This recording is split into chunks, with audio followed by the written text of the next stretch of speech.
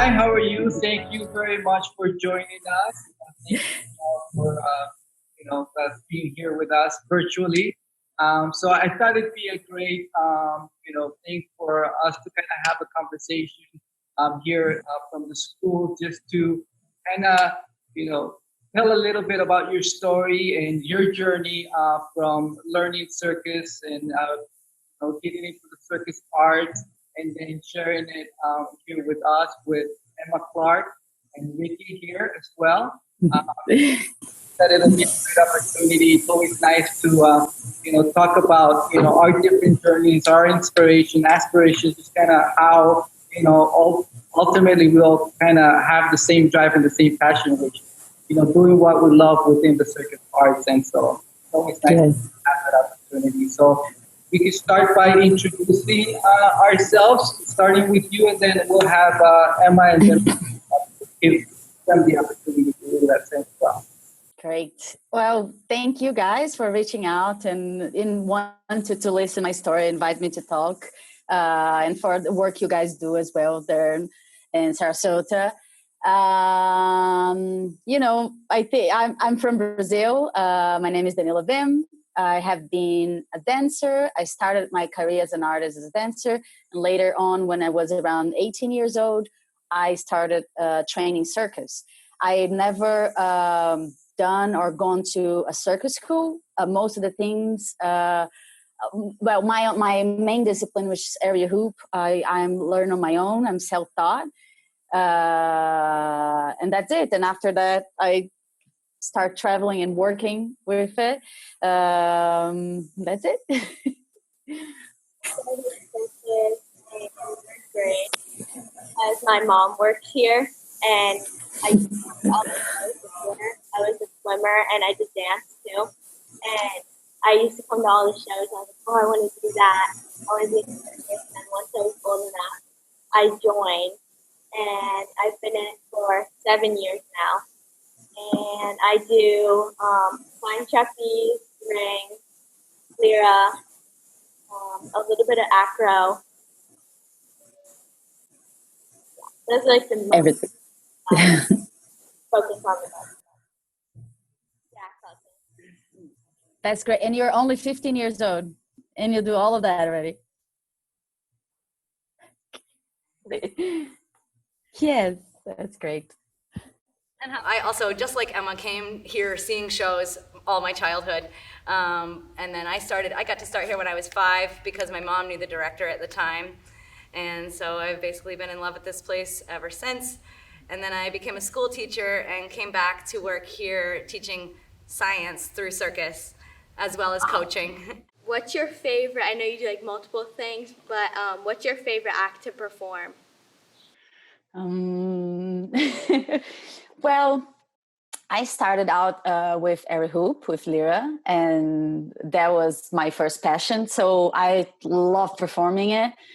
And later on I started doing hair suspension, but I don't think I can choose a favorite one.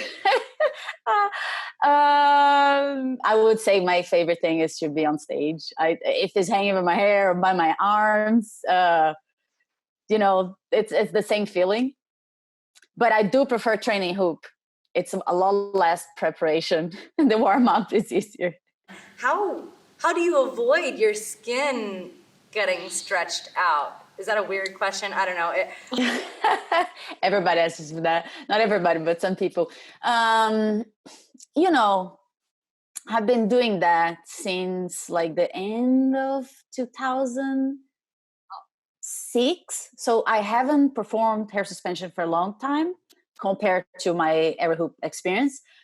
But I believe, like that if my skin starts to get soggy, or I don't know, medicine is right, it's there to help.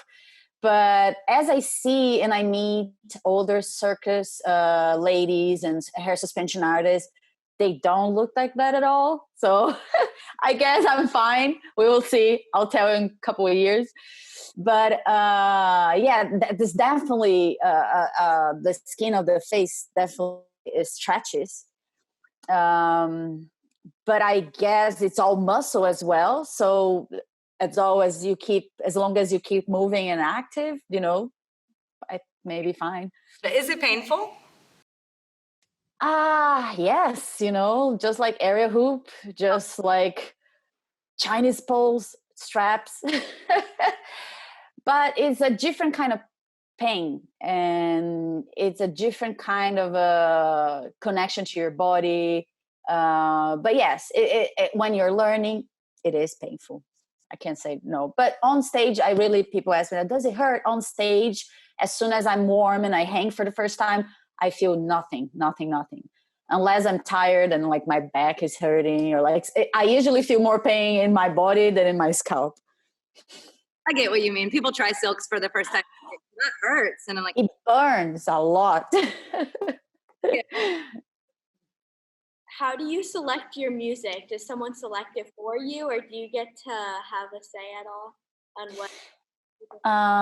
It all depends where I'm performing. So usually I select my music and I create my act to my music. But if I go work on a company, that happens very often. It's very rare that I can use my own music due to copyrights and show the artistic direction that the show wants to go. So, for instance, in Cirque du Soleil, when I perform my hair suspension, they got my song and my act, and they created a song on top of it.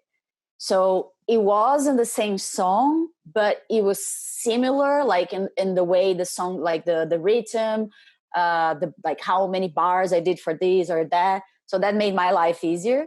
But I usually pick my songs, and if I can perform with them, I will. And it's all a matter of taste, like sometimes you hear a song and you're like, oh, I feel like this, I feel like moving like that, or it makes me want to do this, or it makes me happy.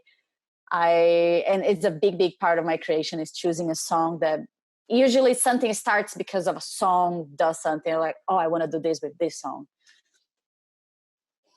How did you get into Cirque du Soleil?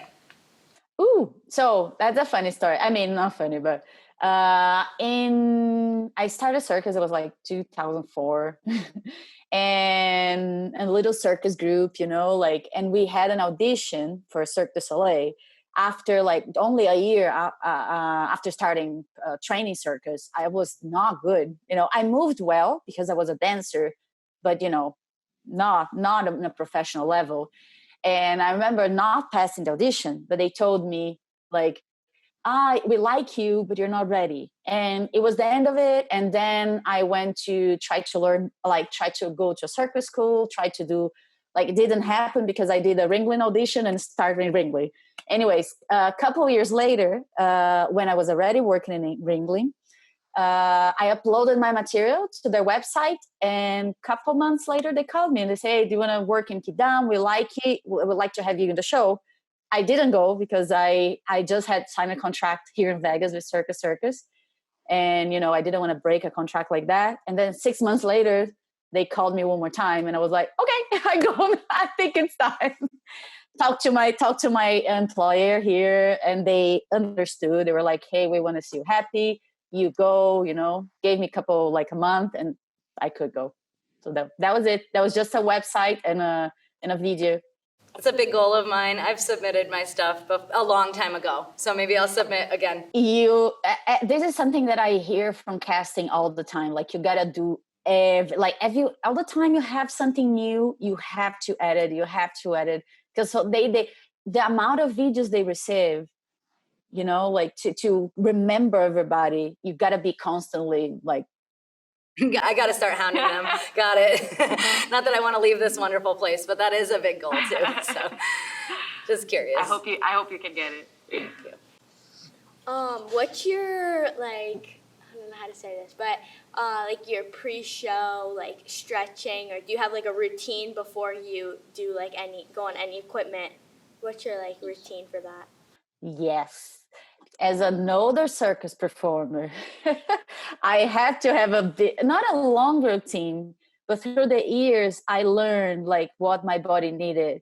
I am flexible, but I'm not a contortionist. So if I'm doing hair suspension where I use more of my flexibility, I got to warm up my flexibility. But at the same time, you know, I have to make sure like my shoulders are engaged and tight, my hips are engaged and tight, my back is warm, you know, your splits, and activate your muscles. I understand that, like, you know, your body, when it trains something for so long, it kind of knows what to do, but it's always good to remember it a little bit, like, oh, we got to do this now. You got to, you know, engage your scapula and let's go. Because even being able to do it with no warm up, which I totally could, I don't want to risk any injuries. So it's always that engage, you know, stretch, really warm it up, make blood flow start. Yeah, it may seem possible now when you're 15, but don't keep doing that if you don't warm up. It's very, very, very important. Yeah. What would be one source of inspiration for you? Because I'm sure there's more than one. I wouldn't want to pin you down, but what would one source of inspiration be? There are so many. I love music, and music really talks to me. Like, I can, if I'm studying or reading, I can have because it really catches my attention and it's very powerful. Movement, you know, or very passionate and amazing movers. Like, I love watching video of dancing, of people dancing, and all other performers, you know, because we're in Sarasota, I'm a big fan of Silvia Zerbini. Like, she's beautiful. She's, oh God, amazing. I met her when I went to Sarasota in 2000 something with Volta. It was like, oh, totally fan her out. But yeah, just beautiful performers. And also over the years, when we work with a lot of people, you learn how to get inspiration from just watching around, you know, like people warming up, friends that you make, and how they work, how nice they are to work with, or how they treat the people they work with. Like, those are big inspirations as well. You learn a lot from that. Or, oh, I never see this exercise. You just have to be aware of it. But yeah, other artists, and not in a way of like, oh, I want to be like that person, but like what that person does, that it will make a little puzzle of your tools. I get what you mean, or their ethics, or their way they do a certain thing. Yeah, that's a big thing. We all, you know, we work with people that look amazing, they're beautiful, but they're not pleasant to be around, and it makes the whole thing just like, I don't like you anymore. Do you have any advice for me? Like, just because, I don't know. Up and coming performer, I guess. Yeah, I get what you mean. As wanting to become like a professional circus artist, like, what do you have any advice on? Well, I would say, you know, I see a lot of the young people, like, they look at videos in the internet and they go to Instagram, and their life became posting videos and that, you know. Also, just like trying to get into maybe like a bigger company. But what I would tell you, because you're 15, you have all the energy in the world, is to develop yourself as a whole, not as a little routine that you put on Instagram. Because your job as or maybe it is, if you want to be an influencer, a digital influencer, is to hold people's attentions for at least 5 minutes with whatever you have to do. So that's a big job, you know. Like, you may do an amazing trick one time and post it online, but can you do that 10 times a week? Can you do that with a costume that's not very good, or like with lights? So yes, invest on your technical training, you know, like your technique, your lines, your flexibility, your strength, but also invest on the person that you are. Like, you got to read books, you have to listen to music, not everything. You have to be aware and watch everything, so you become a better artist, because you're going to talk to people about what we're living, you know, like the times we're living. And if you don't know what's happening in the world, and if you don't know what's around you, your piece will be, you know, not as powerful as it could be. and that, like, develop your own work. Don't wait for other people to give you work, because that's what it's gonna make you different, because there's 10,000s of area hooper out there, right? Like, I know I do it, and amazing people. But if you don't discover what makes you special, not better than them, but different, maybe something that, like, for example, me, I wasn't as flexible as I am now. So I went for spinning fast and strengthening. And this is what made me different at that 10 years ago. And so if you're not like the people that are your idols and best like now, it is not a problem. You just got to discover who you are, where you come from, and what you can do different. And that's the biggest thing that will make you fly. Yeah. Thank you. Thank you. I have a question. You mentioned that you started first through dance and stuff. Like, what are the things that you love about the circus? What are the things that you've learned throughout your journey as a circus artist? And what is that kind of makes the circus special to you?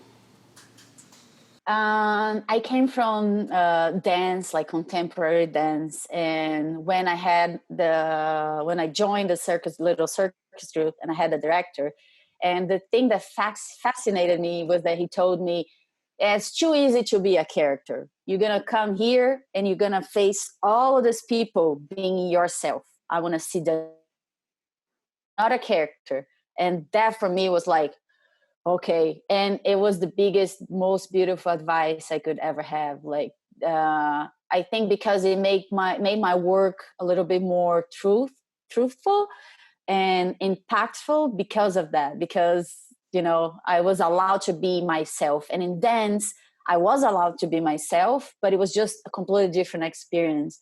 And it was also a challenge, like, to get stronger, not to do a trick, but like to win against yourself. I'm weak, I don't want to do it, I don't feel like it today. And that's the biggest gold medal of a circus performer. It's not the applause, but it's the battle against yourself. We know that, we know how hard it is, but people don't know that. So they just see the product ready, and we know how hard it is. And in dance, you also have that. But I don't know, the circus talked to me in a different way of trying to discover new possibilities of my body, new abilities, and flying. I guess that's what made me stay right after I joined.